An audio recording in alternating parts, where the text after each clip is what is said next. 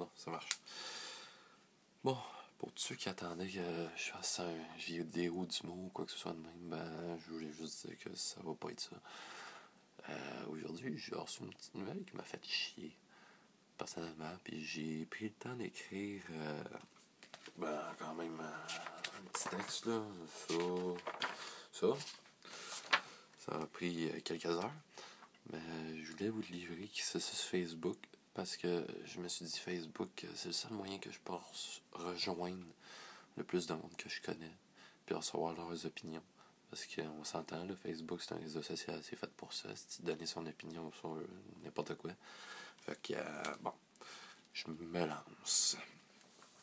Vous allez dire peut-être que je chiale, là, mais je m'en calisse. Bon, let's go. Ça fait 9 mois que je suis célibataire. Bon, je vais pas me plaindre sur mon couple, parce que je sais qu'il y a bien des gars qui ont jamais vécu le bonheur d'être en couple ou d'avoir quelqu'un sur qui compter. Mais là, justement, mon point. On dirait que d'année en année, ça devient de plus en plus difficile de courtiser les filles pour des gars comme moi.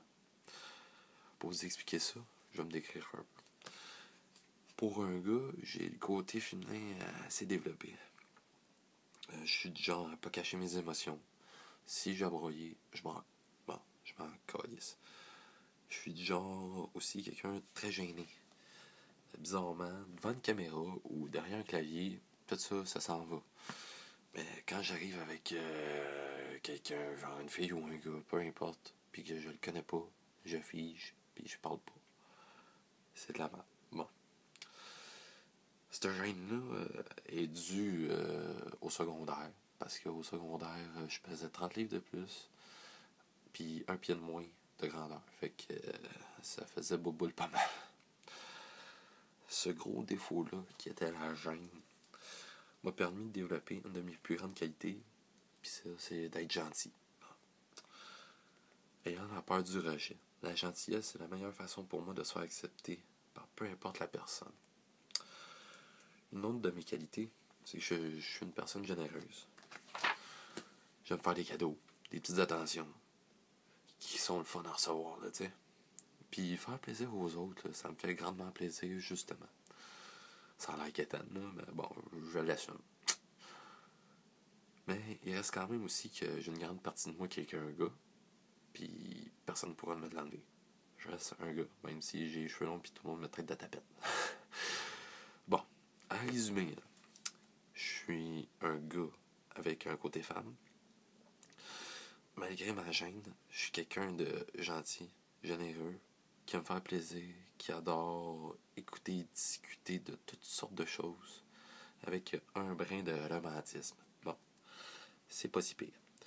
La plupart du temps, quand je parle de ça avec les filles, ces qualités-là doivent faire partie d'un gars. Pas toutes, mais ils doivent au moins quelques-unes. La première fois que j'ai entendu ça, j'étais bien content parce que je me suis dit que j'allais sûrement avoir des chances avec cette fille-là. Alors dans ce cas-là, comme tous les gars, j'ai mis mes qualités en valeur de la première soirée d'une date. Bon, malheureusement, ça n'a pas marché avec cette fille-là. Mais par contre, elle veut rester amie avec moi parce que j'ai une bonne écoute et je suis très gentil. Ben, je me suis dit, très bien, c'est mieux que rien. Mais,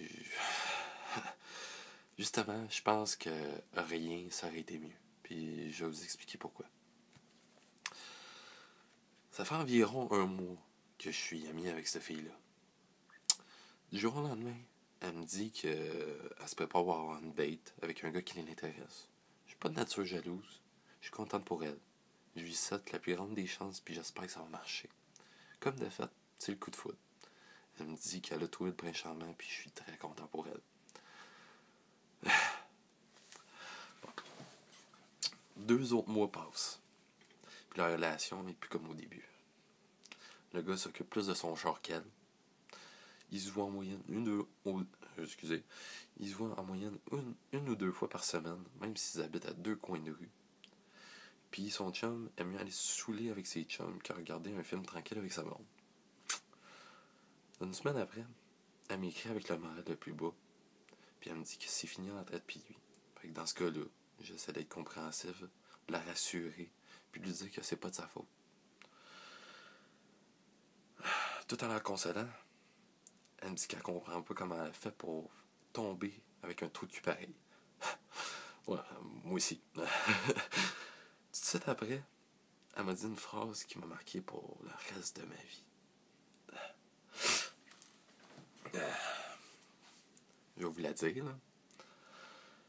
Oh, si les gars pouvaient être tous comme toi.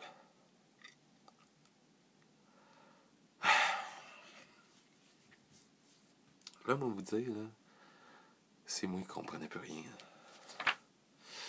Pour elle, je suis le parfait exemple de ce que devrait être un gars. Et dans ce cas-là, je lui ai demandé pourquoi tu voulais pas sortir avec moi. Elle m'a dit, ben, on a bâti une belle amitié, puis je voulais pas briser ça. À partir de cette phrase-là, j'ai une certaine frustration qui a monté à l'intérieur de moi.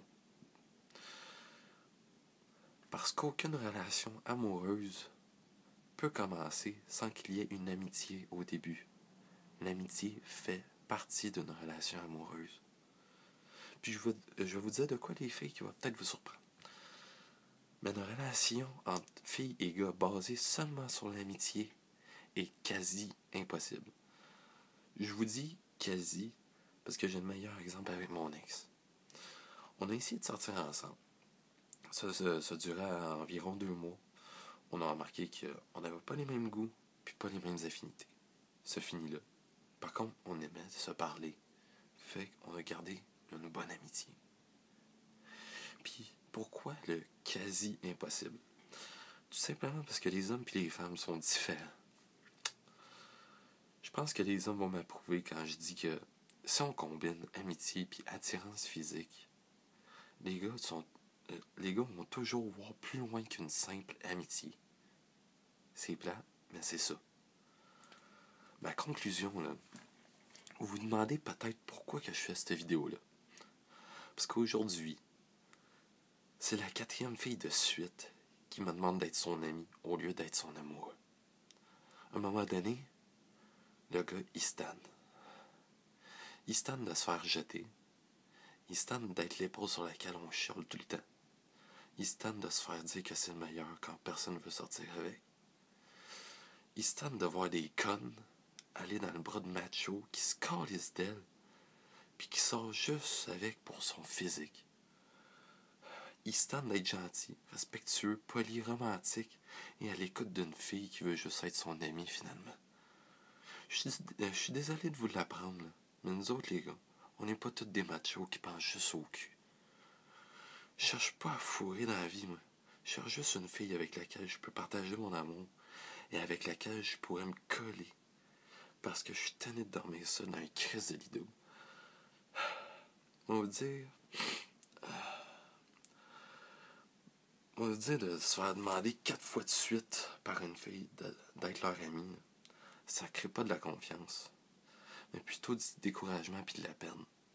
Tu sais, les filles, vous dites que vous êtes écœurés de vous faire niaiser par des trous de cul. Mais commencez à arrêter de niaiser ceux qui en valent la peine. Moi, finir avec cette phrase-là, là. Si vous avez peur de briser l'amitié que vous avez pour un autre gars, là, ben pour lui, là, c'est la seule chose qui est indestructible. Pensez-y, là. Fait que la prochaine fois que vous avez un meilleur ami gars, là, peut-être que c'est le bon.